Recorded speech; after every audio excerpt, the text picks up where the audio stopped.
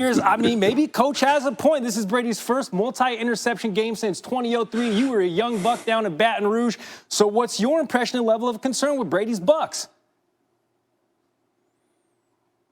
Not much concern. I actually left the game enthused about what I saw. Obviously, the miscommunication with Mike Evans over the middle, and that's very correctable. You actually need things like that in order to get better. And the out route across the field from the left hash is not a throw you ask a 43-year-old to make at this point. So they'll learn from it. I thought they did some really good things offensively. And you look at the end of this game, it was special teams plays. It was obviously the pick six that Tom Brady threw. But the Bucs have a lot of things to walk away from.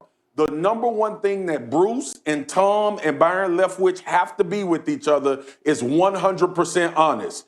And starting out this way, publicly and privately, is what's going to get them to be a better football team. All right, from Brady and the boys to your boys, going to take you all the way back to like 20 hours ago. Early in the fourth quarter in Sunday Night Football, in their 20-17 loss to the Rams, Dallas had a chance for a 28-yard field goal to tie the game. Instead, Mike McCarthy chose to go for it on 4th and 3, failed to convert that 3-point lead for the Rams, did in fact hold up. So let's take a closer look at the decision on 4th and 3. According to ESPN's win probability, the decision wasn't a bad one mathematically. The Cowboys would have had a 47.4% chance to win if they attempted that field goal, which they did, compared to a 47.2% chance by going for it on 4th. That being said, last season, no teams went for it on 4th down when they were in the red zone down by 3 in the fourth quarter. That's the math, but football games aren't won by math, they're won by points. So do you second guess coach's decision there on 4th and 3? No, not at all, because I've grown, Gary.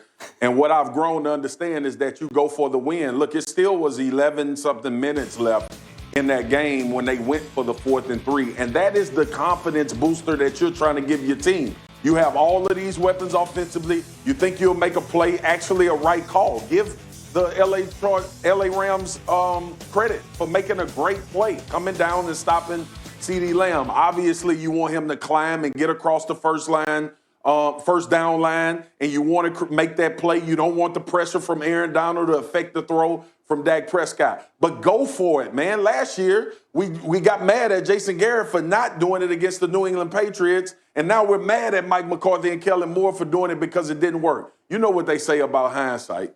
Ding, ding, ding. All right, Marcus Spears, very much appreciated. The Cowboys get another crack at it this Sunday in their home opener as they welcome the Falcons. Much appreciated, bro. All right, my brother. Appreciate it. More to come on the confidence versus concerns from Week 1, featuring Cam's hot start, Baker and the Browns' blowout loss, and the Eagles' downright collapse in Washington. Plus, new details surrounding the Bucs' push to keep Giannis long-term. Adrian Wojnarowski standing by with the very latest. You're watching SportsCenter.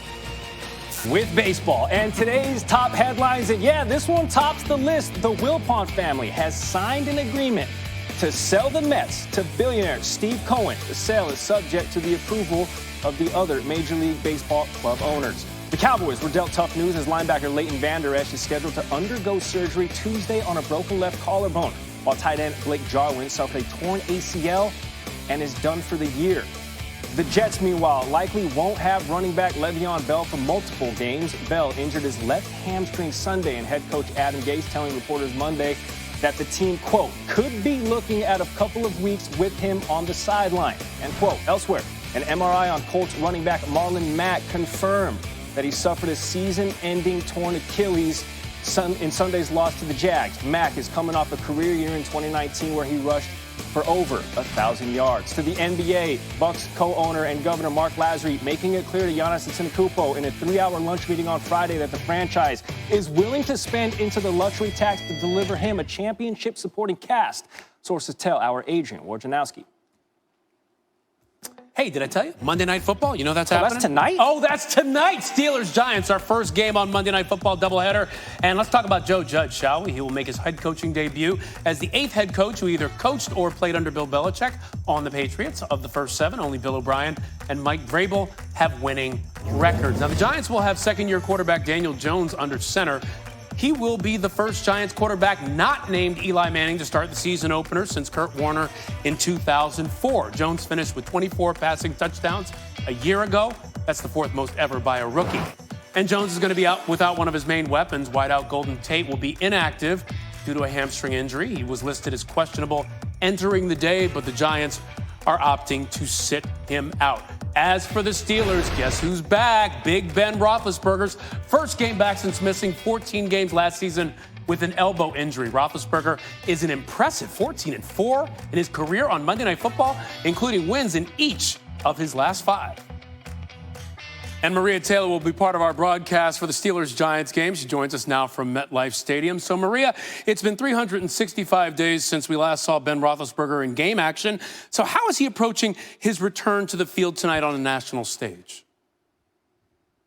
Yeah, you're right, Ryan. And you might be surprised to hear that although Ben has played in 218 career games, he's won 2 Super Bowl titles and thrown over 360 touchdown passes, that he's nervous going into this game.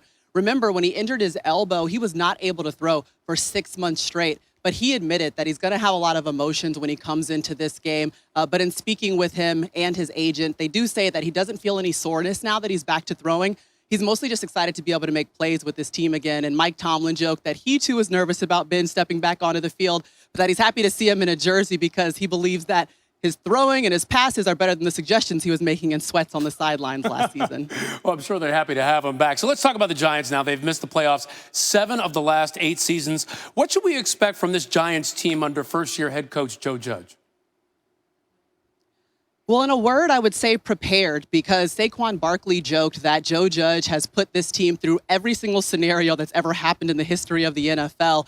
And Joe Judge told us during our production meeting that he went through the entire pregame warm-up. He even practiced his halftime interview. He wants this team to be prepared for absolutely anything. So they would do conditioning before the 2-minute drill to see how they can execute through exhaustion. He would remove starters out of the play just to see how everyone responded. And so one thing that they hope to be is prepared, foundationally sound with their fundamentals, and that's the expectation that Joe Judge has for this team here tonight. Okay, and hopefully they'll turn it around. They were 0-2 last year on Monday Night Football. Hopefully they can get the win tonight.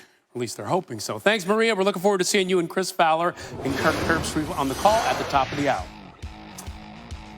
All right, well, all 3 second-year quarterbacks who played on Sunday came out victorious. Kyler Murray led all quarterbacks in Week 1 with 91 rushing yards, while Gardner Minshew completed 95% of his passes. Daniel Jones, Drew Lock, they're going to look to make the sophomore pros 5-0 when they both play tonight on Monday Night Football. All right, we're going from the young guns to the old heads, a matchup of some 40-somethings, and Tom Brady and the Bucs taking an L against Drew Brees and the Saints. Brady picked off twice, including a pick 6. Both interceptions came on throws within 2.5 seconds of the snap, according to NFL Next Gen stats. He only had 3 interceptions on those type of throws all of last season. Now, where Brady did have success was when he was under center. He completed all 6 of his passes that began under center, including one of his 2 touchdowns. Only a quarter of his 24 touchdowns a year ago, quick math 6, were thrown from under center. Brady also really struggled going downfield, completing just 5 of his 11 passes thrown at least 10 yards in the air. The Bucs completed over 54% of those such passes last season with Jameis Winston as quarterback. Here's head coach Bruce Arians on his quarterback play. He looked like Tom Brady in practice all the time, so it's kind of unusual to see that in the ball game because they didn't do the things that we didn't get ready for. Everything they did, we thought we were ready for. Can't say that we were out of sync because we started out as good as you could start out, going right down the field. You know, I think it's a great learning experience. It's just round 1 of a 16-round fight, and we'll learn from it. He's had it before. I mean, he knows how to bounce back, and he knew he didn't play very well. And it's not what he expects from himself, nor do we expect. So